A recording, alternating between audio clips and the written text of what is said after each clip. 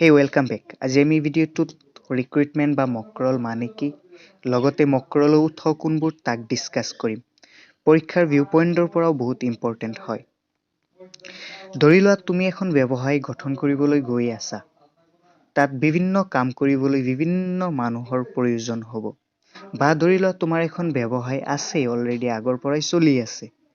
তাতো বিভিন্ন কাৰণত কৰ্মচাৰীসকলে সংগঠন এৰি গুচি যায়। উদাহৰণস্বৰূপে তোমাৰ ব্যৱসায়তকৈ বেলেগ ঠাইত এজন কৰ্মচাৰীয়ে ভাল অপৰচুনিটি পালে গুচি যাব, বা কোনো কৰ্মচাৰী ৰিটায়াৰমেণ্ট বা জমদুদৰ পেয়াৰীও হৈ যাব পাৰে।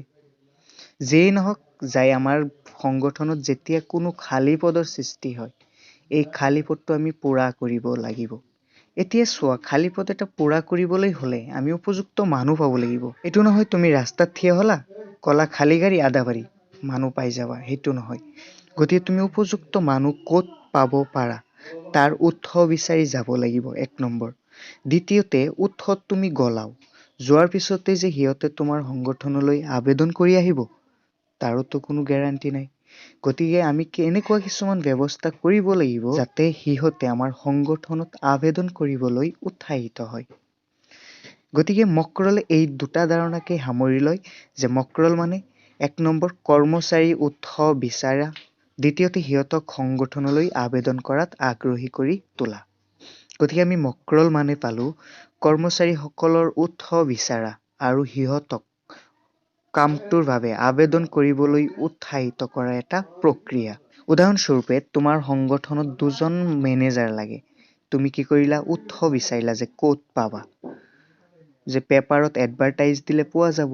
গতিকে উৎসটো চিনাক্ত কৰিলা যে পেপাৰত এডভাৰটাইজ দিয়া, আৰু তুমি এনেদৰে এডভাৰটাইজটো দিলা ভাল দৰমহাৰ কথা উল্লেখ কৰি, সুবিধাৰ কথা উল্লেখ কৰি, যাতে বহুত মানুহে সংগঠনলৈ এপ্লাই কৰে।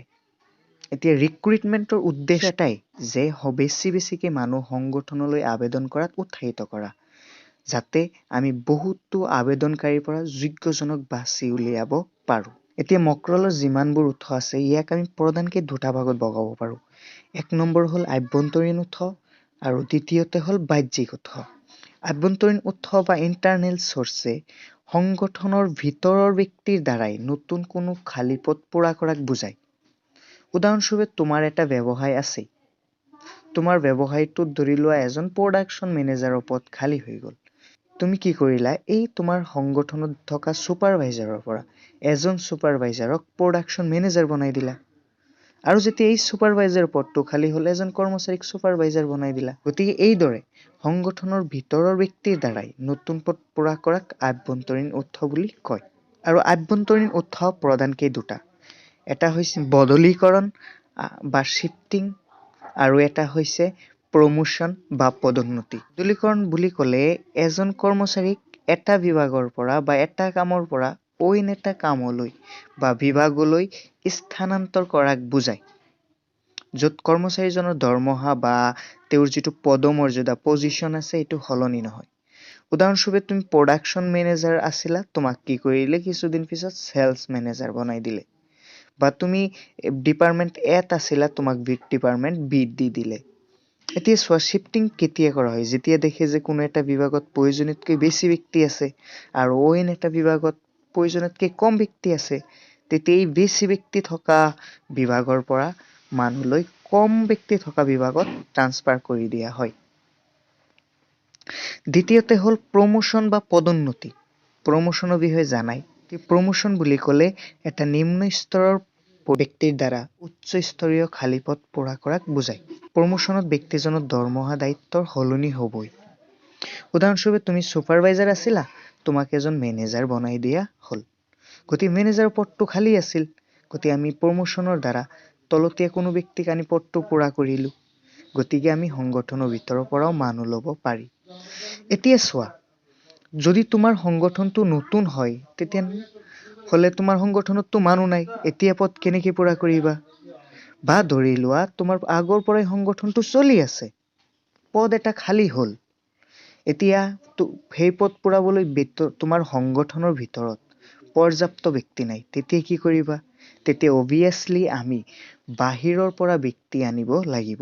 গতিকে আমি সংগঠনৰ বাহিৰৰ যিবোৰ উৎসৰ পৰা আমি ব্যক্তি আনি কোনো খালী পদ পূৰা কৰিব পাৰোঁ, সেই উৎসবোৰকেই বাহ্যিক উৎস বা এক্সটাৰ্নেল চ'ৰ্চেছ বুলি কয়।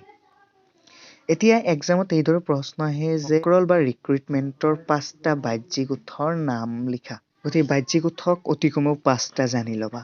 প্ৰথম আহিছোঁ আমি হ'ল ডাইৰেক্ট ৰিক্ৰুইটমেণ্ট, প্ৰত্যক্ষ মক্ৰল।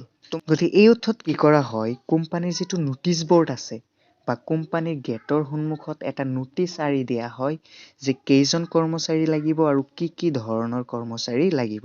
সংগঠনৰ কৰ্মচাৰীসকলে যেতিয়া নোটিছ বৰ্ডত দেখা পাব যে মানুহ লাগে, তেতিয়া সি বাহিৰত মানুহক ক'ব, বা এই যে গেটত যিটো নোটিছ আঁৰি দিয়া হ'ল, মানুহ অহা যোৱা কৰা মানুহে চাব যে এই সংগঠনত মানুহ লগা হৈ আছে। যিসকল ব্যক্তিৰ প্ৰয়োজন চাকৰি, সিহঁতে নিৰ্দিষ্ট দিনত নোটিছত উল্লেখ কৰা মতে কোম্পানীত আহিব আৰু কোম্পানী তেওঁলোকৰ প্ৰয়োজনীয় ব্যক্তি তাৰ পৰা বাছনি কৰি ল'ব। এতিয়া এইটো প্ৰদানকে কেতিয়া কৰা হয়, যেতিয়া সংগঠনত হঠাৎ কামৰ পৰিমাণ বাঢ়ি যায় বা সংগঠনত কৰ্মচাৰী যেতিয়া হঠাৎ কিবা উৎসৱৰ কাৰণে বা বেলেগ কাৰণত কমি যায়, তেতিয়া তৎক্ষণাত এই পদ্ধতিৰে ব্যক্তিৰ মক্ৰল কৰা হয়। মক্ৰলৰ আন এক উৎস হ'ল কেজুৱেল কলাৰ্ছ বা আকস্মিক আহ্বানকাৰী। আকৌ আমি এইটোৱে লিখিব লাগে যে এই উৎসত আমি কেনেকৈ মানুহ পাব পাৰোঁ। ব্যৱসায় বা কোম্পানীত কি হয়, বহুত সময়ত মানুহে কাম বিচাৰি আহে যে ভাই মোক এটা কাম লাগে, কিন্তু সেই সময়ত যদি সংগঠনত খালী পদ নাথাকে, তেতিয়া কোম্পানীৰ মেনেজাৰসকলে সেই ব্যক্তিসকলৰ তথ্য জমা ৰাখি থয় আৰু কয় যে আমাৰ দৰকাৰ হ'লে আপোনাক মাতিম। আৰু নিৰ্দিষ্ট সময়ত যেতিয়া কোম্পানীত পদ খালী হয়, তেতিয়া সেই যে আগতে কাম বিচাৰি যিসকল ব্যক্তি আহিছিল, যিসকলৰ তথ্য জমা ৰখা হৈছিল, সেই সকলৰ লগত যোগাযোগ কৰি মক্ৰলৰ ব্যৱস্থা কৰা হয়। গতিকে আগতে কাম বিচাৰি অহা মানুহক যদি আমি যোগাযোগ কৰোঁ, হয়তো তাৰ পৰা আমি বহুত মানুহ পাই যাম। মক্ৰলৰ আন এটা জনপ্ৰিয় উৎস হৈছে এডভাৰটাইজমেণ্ট বা বিজ্ঞাপন। এতিয়া এইটো আটাইতকৈ জনপ্ৰিয় মাধ্যম। সাধাৰণতে প্ৰত্যেক কোম্পানীয়ে এই ধৰণে তেওঁলোকৰ মানুহ আহৰণ কৰা দেখা যায়। এই উৎসত কি কৰা হয়, নিউজ পেপাৰ বা বাতৰি কাকতত বা কোনো ব্যৱসায়িক আলোচনীত কোম্পানীত কেইজন ব্যক্তি লাগিব, লগতে কেনেকুৱা দক্ষতা অৰ্হতাৰ ব্যক্তি লাগিব, সিহঁতক কি পদত বহোৱা হ'ব, কিমান দৰমহা দিয়া হ'ব ইত্যাদি সবিশেষ বিৱৰণ দি এডভাৰটাইজ বা বিজ্ঞাপন দিয়া হয়। গতিকে নিউজ পেপাৰৰ জৰিয়তে বহুত অঞ্চলৰ ব্যক্তিয়ে ইয়াৰ বিষয়ে গম পায় আৰু বিজ্ঞাপনত উল্লেখ কৰা মতে ব্যক্তি কোম্পানীত আবেদন কৰে আৰু তাৰ পৰা মক্ৰল কৰাৰ ব্যৱস্থা লোৱা হয়। মক্ৰলৰ আন এক উৎস হ'ল নিয়োগ বিনিময় কেন্দ্ৰ।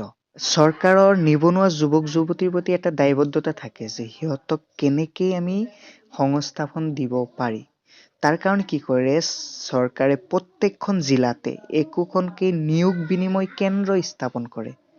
যি নিয়োগ বিনিময় কেন্দ্ৰত কি কৰে, সেই জিলাৰ বা অঞ্চলৰ নিবনুৱা যুৱক যুৱতীয়ে যায়, নিজৰ ডকুমেণ্ট জমা কৰে আৰু নিজৰ নামটো তাত ৰেজিষ্টাৰ কৰি আহে। তাৰমানে এই নিয়োগ বিনিময় কেন্দ্ৰস্থ জিলাত থকা কোনসকল নিবনুৱা যুৱক যুৱতী আছে, সিহঁতৰ তথ্য মজুত থাকে। গতিকে ব্যৱসায় বা কোম্পানী নিয়োগ বিনিময় কেন্দ্ৰত যায় তাৰ পৰা নিবনুৱা যুৱক যুৱতীৰ তথ্য সংগ্ৰহ কৰি মক্ৰলৰ ব্যৱস্থা কৰিব পাৰে। আৰু তোমালোকে যেতিয়া হায়াৰ ছেকেণ্ডাৰী পাছ কৰিবা, তোমালোকেও নিয়োগ বিনিময় কেন্দ্ৰত যাই নিজকে পঞ্জীয়ন কৰাই আহিবা। মক্ৰলৰ আন এক উৎস হ'ল placement agencies and management consultancy. ইয়াক অসমীয়াত পদনিযুক্তি সংস্থা আৰু পৰিচালনা পৰামৰ্শদাতা বুলি কয়। এই পদনিযুক্তি সংস্থাবোৰৰ কামেই হৈছে অইন ব্যৱসায়ীৰ পৰা ফিজ লৈ সিহঁতক উপযুক্ত মানুহ বিচাৰি দিয়া।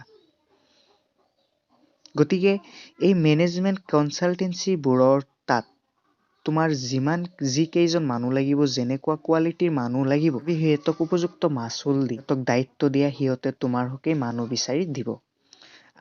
গতিকে আমি এই প্লেচমেণ্ট এজেঞ্চিবোৰৰ পৰাও আমি সংগঠনৰ ব্যক্তি মক্ৰল কৰিব পাৰি।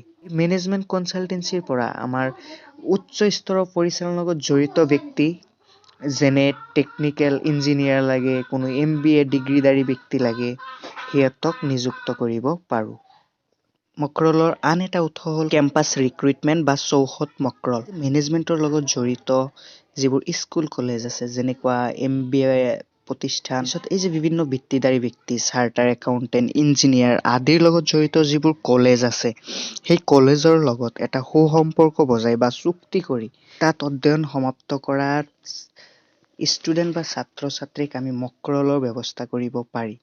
এই যে যিবোৰ ডাঙৰ ডাঙৰ MBA ইনষ্টিটিউট আছে, ইঞ্জিনিয়াৰিং ইনষ্টিটিউট আছে, এইবোৰৰ লগত কোম্পানীৰ এটা চুক্তি কৰা থাকে।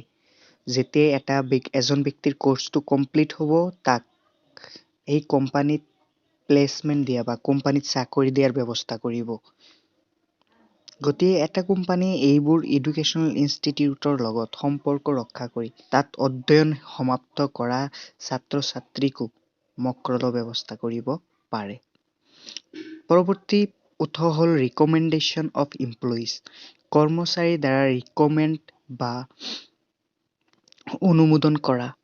এই পদ্ধতিত সংগঠনত ইতিমধ্যে যিসকল কৰ্মচাৰীয়ে কাম কৰি আছে, সেই কৰ্মচাৰীসকলে কিছুমান সময়ত তেওঁলোকৰ কোনো বন্ধু বা আত্মীয় স্বজনক চাকৰি দিবৰ বাবে কোম্পানীক আহ্বান জনায়। উদাহৰণস্বৰূপে, তোমাৰ এজন বন্ধুৰ ধৰি লোৱা চাকৰিৰ প্ৰয়োজন হৈছে আৰু তুমি এটা কোনো কোম্পানীত ইতিমধ্যে কাম কৰি আছা।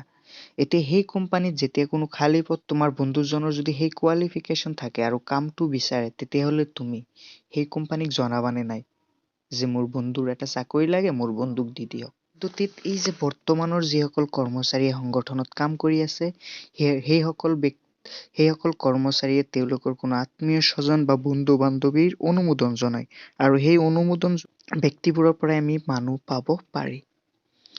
পৰৱৰ্তী আৰু উৎস আছে, যিয়েই নহওক 5-6টা মান তোমালোকে যদি জানি লোৱা হৈ যাব।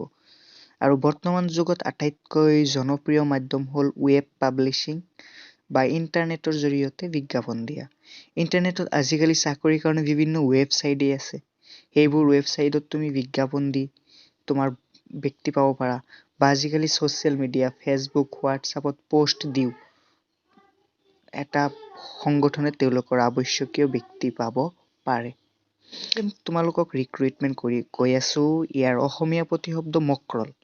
কেতিয়াবা এক্সামত নিযুক্তিকৰণ বুলিও আহি যায়, গতিকে তোমালোকে ইংলিছ টাৰ্মটো কুৱেশ্যনত চাই ল'বা।